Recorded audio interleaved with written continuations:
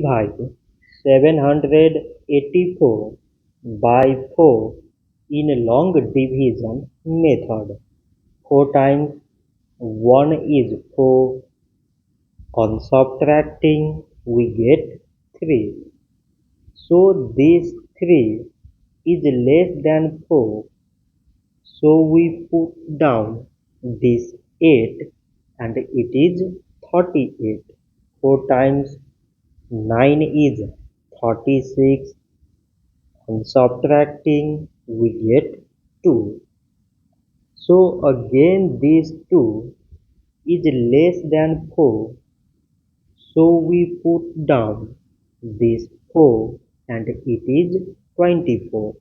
4 times 6 is 24.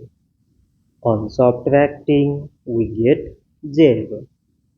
So 784 divided by 4 is 196. So this much for today and thanks for watching.